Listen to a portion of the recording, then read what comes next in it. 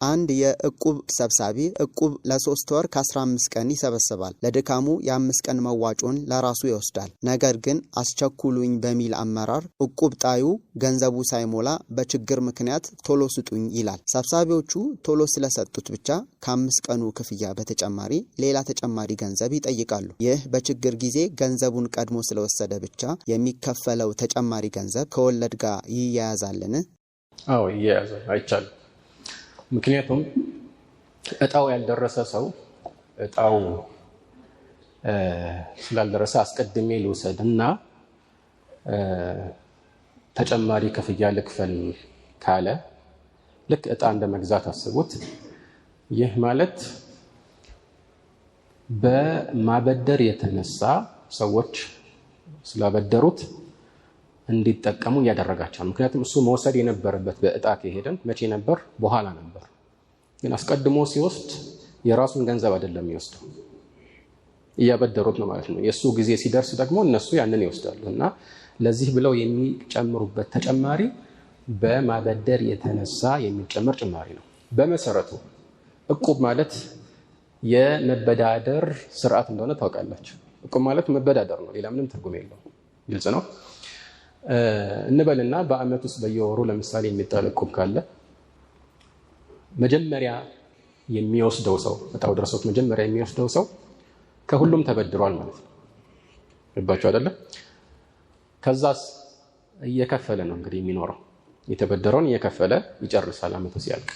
አመቱ መጨረሻ ላይ የሚወስደውስ እሱ ደግሞ ለሁሉም አበድሮ ነበር፣ ተራ በተራ እያበደረ ነበር። ከዛ መጨረሻ ላይ ተጠራቅሞ ይከፈለዋል ማለት ነው። መሀል ላይ ያሉት እነኚህ ደግሞ ከነሱ በፊት ላሉት ሰዎች ያበደሩ ሲሆኑ ከነሱ በኋላ ከሚወስዱት ሰዎች ደግሞ የተበደሩ ናቸው። ይሄ ነው እቁብ ማለት ነው።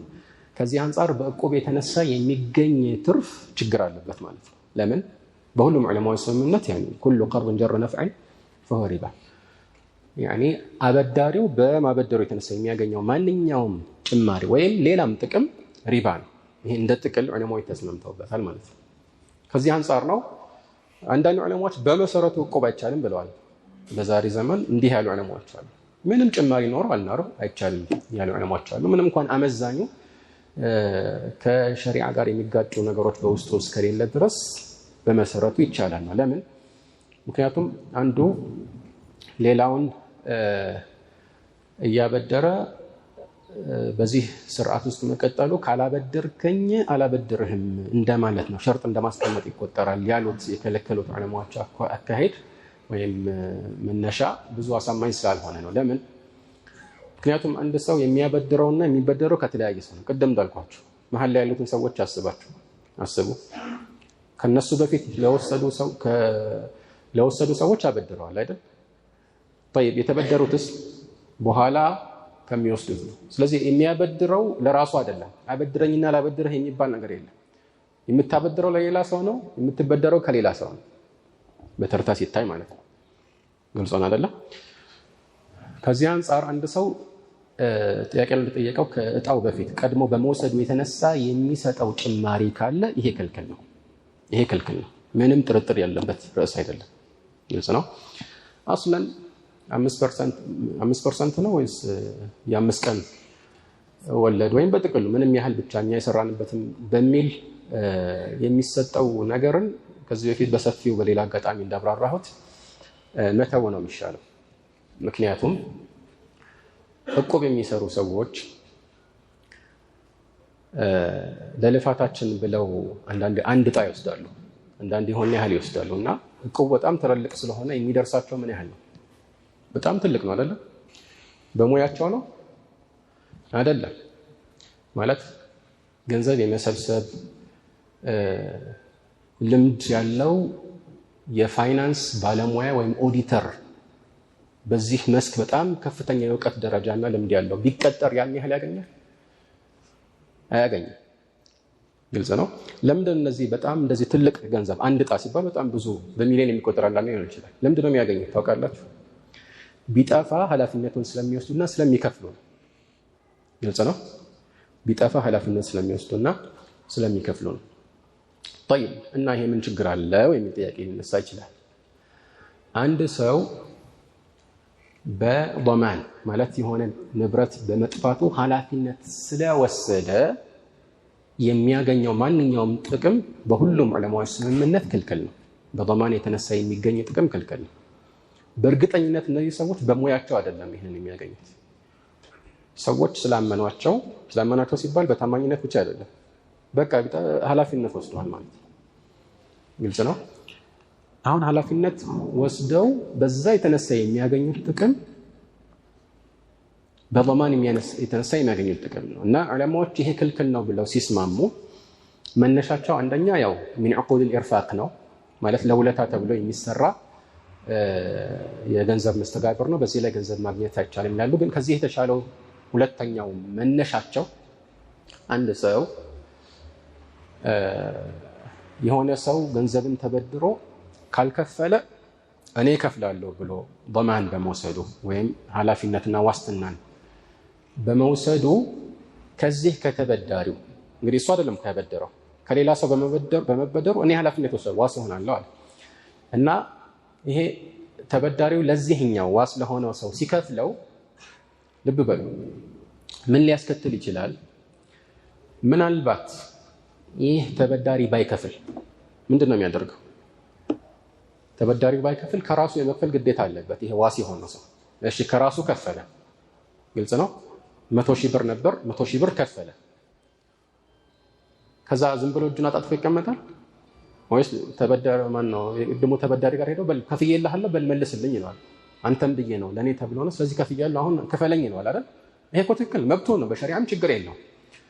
እንደምንም ብሎ 100,000 ብሩን ሲቀበለው ሐቁን ተቀበለ። ግን 100,000 ብሩን ሲከፍልለት አበድሮት ነበር ማለት ነው።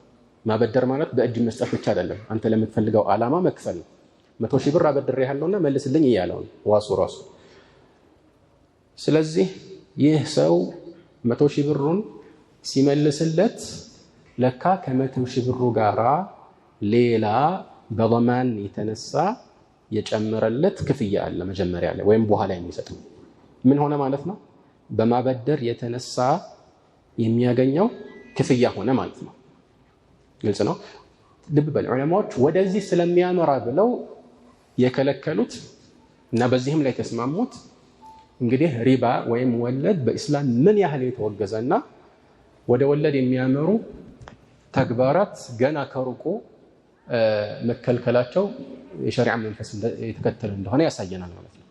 ግልጽ ነው። እና ከዚህ አንፃር በضمان የተነሳ ነው ወለድ ሰብሳቢዎች ይሄን ያህል ክፍያ የሚቀበሉ። ጠይቄያለሁ፣ ብዙ ሰዎችን ጠይቄያለሁ። አዎ ይጠፋም ከፍላለን ይላሉ። ሰውም ለዛ ነው። ታዲያ እንደዛ ካልሆነ ይላሉ እንደዚህ ኃላፊነት የማንወስድ ከሆነ ሰው አይመጣም ይላሉ። ይሄ እኮ አስለን የትብብር መስተጋብር ነው። ታማኝ ሰው ፈልገው ነው አስለን ሰውየው አንተ ሰው ብድር የምታበድረው ለምንድን ነው? ይመልስልኛል በሚል ተስፋ ነው አይደል? የምታምነውን ሰው ነው የምታበድረው አይደል?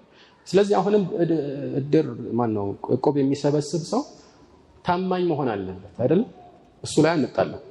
ግን ኃላፊነት ወስደው የጠፋውን ስለሚከፍል ተብሎ ጭማሪ ከተሰጠው የቅድሙ ክልከላ ውስጥ ይገባል ማለት ነው። አይ ጭማሪ ካልተቀበለ እንዴት ይሆናል? እኛም ማናምነውም ከተባለ የምታምኑትን ሰው ፈልጉ ነው መልሱ። የምታምኑትን ሰው ፈልጉ ነው። ግን ለልፋቱ ለስራው ያወጣው ወጪ ካለ በዛ ልክ መቀበል ችግር የለውም። ሰዎችን በነፃ ማገልገል ግዴታ ስላልሆነ ማለት ነው። ለምሳሌ ትራንስፖርት ወጪ ካለ የጻፈበት ወረቀት እና ስክሪፕቶ ምናምን ተሰልቶ ሊሰጠው ይችላል። ከዛ ውጪ ግን ቅድም እንዳልኳችሁ ትልቅ የልምድና የእውቀት ደረጃ ያለው የፋይናንስ ባለሙያ ራሱ የማይከፈለውን ነገር አንድ ሰው እንዲሁ ሰብስቦ ብቻ እቁብ ሰብስቦ ስላከፋፈለ የሚከፈለው ተገቢ አይደለም ማለት ነው። አንዳንድ ቦታ ላይ